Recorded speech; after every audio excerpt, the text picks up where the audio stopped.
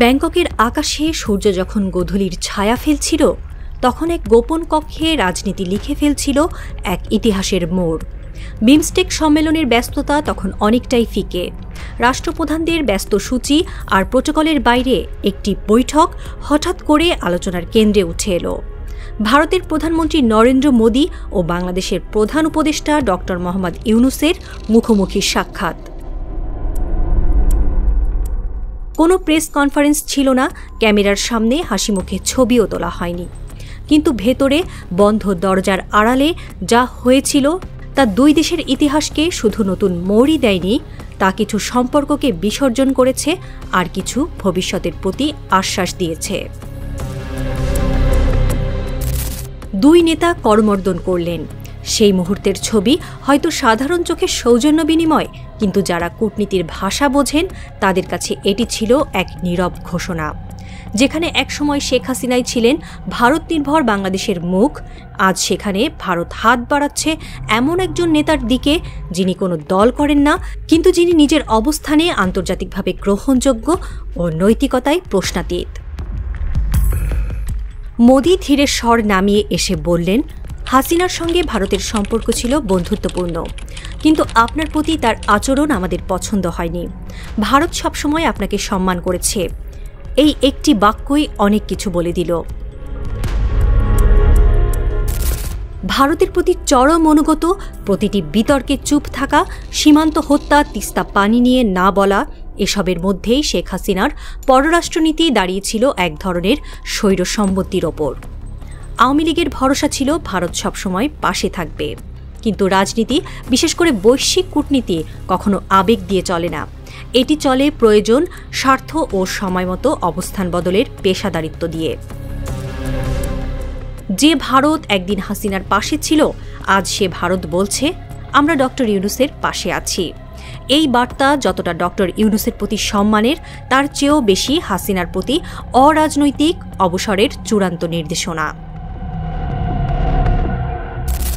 ভারতের কোনো এক নিরাপদ জায়গায় রাষ্ট্রীয় নিরাপত্তার ছায়ায় গৃহবন্দী না হলেও কার্যত নির্বাসিত অবস্থায় আছেন শেখ হাসিনা। তার চারপাশে লোকজন থাকলেও বাস্তবতা তাকে দিন দিন নিঃসঙ্গ করে তুলছে। যখন মোদী ইউনূস বৈঠকের ফুটেজ ও প্রতিক্রিয়া পৌঁছায় তার কাছে, তখন তার মুখে ছিল এক ধরনের নিরাবেগ স্তব্ধতা। একদিন যে দেশ তাকে আন্তর্জাতিক স্বীকৃতি এনে দিত, আজ সেই দেশই তাকে পুরনো খেলা বলে পাশ কাটিয়ে যাচ্ছে। তার হাতে হয়তো একটি রিমোট, টিভির পর্দায় চলছে বৈঠকের ক্লিপ, আর চোখে মুখে জমে থাকা ইতিহাসের বোঝা। আমাকে ছাড়া ভারত কিভাবে আগায়? একটা সময় ছিল যখন আওয়ামী লীগের অনেক নেতাই বলতেন, ভারতের ছায়া ছাড়া কেউ বাংলাদেশ শাসন করতে পারবে না। আজ সেই নেতারা নিশ্চুপ, কারণ ছায়া বদলে গেছে। এখন দিল্লির ভাষা বদলেছে, সম্পর্কের সংজ্ঞা বদলেছে। আজ ভারত বলছে, আমরা দলভিত্তিক নয়, জনগণ ভিত্তিক সম্পর্ক চাই। এই কথাটি আওয়ামী লীগের রাজনৈতিক মেরুদণ্ডেই যেন আঘাত এনেছে, কারণ এটাই তাদের মূল ভিত্তি ছিল। ভারতীয় সমর্থনই ক্ষমতা টিকিয়ে রাখার অব্যর্থ ওষুধ। এখন সেই ওষুধ নিষ্ক্রিয়। ড. ইউনূস কোনো রাজনৈতিক দলের প্রধান নন, তার পেছনে নেই কোনো কর্পোরেট ফান্ড, নেই রাজনৈতিক ফ্যাসাদ। তবুও তিনি আজ বাংলাদেশের সবচেয়ে আলোচিত, সবচেয়ে বিশ্বাসযোগ্য এবং সবচেয়ে সম্মানিত নাম। তিনি একটি এথিক্যাল কূটনৈতিক পথ দেখাচ্ছেন।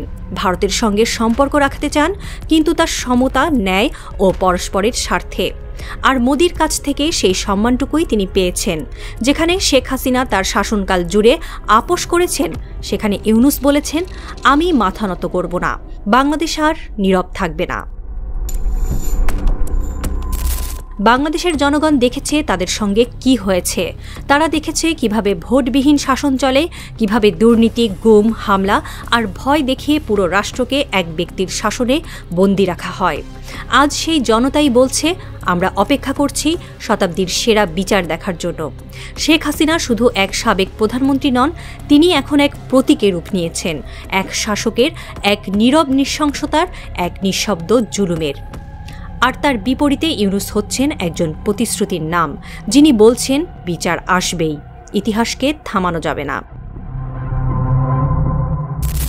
বিশ্ব রাজনীতি যখন এশিয়ার দিকে নজর দিচ্ছে, তখন ভারত নিজের আঞ্চলিক অবস্থান নতুন করে সাজাচ্ছে। তারা এখন আর একদলীয় কর্তৃত্বশীল সরকারকে সমর্থন করে না। তারা চায় স্থিতিশীল, গ্রহণযোগ্য, বৈশ্বিক মানসম্পন্ন নেতৃত্ব। এই কাঠামোতে হাসিনার জন্য আর স্থান নেই। আর এই কারণে ভারতের মোদি নিজেই ইউনূসের পাশে দাঁড়িয়ে দিলেন এক ঐতিহাসিক বার্তা। বাংলাদেশ এখন নতুন নেতৃত্বের দিকে হাঁটছে এবং আমরা সঙ্গে আছি। ব্যাংককের সেই কক্ষে আলো নিভে গেছে, কিন্তু সেই আলো নিভে যাওয়া মানে অন্ধকার নয়, বরং একটি নতুন ভোরের প্রস্তুতি। ইউনূস যেখানে দাঁড়িয়েছেন সেটি শুধু রাজনৈতিক মঞ্চ নয়, এটি নৈতিক নেতৃত্বের প্রতীক।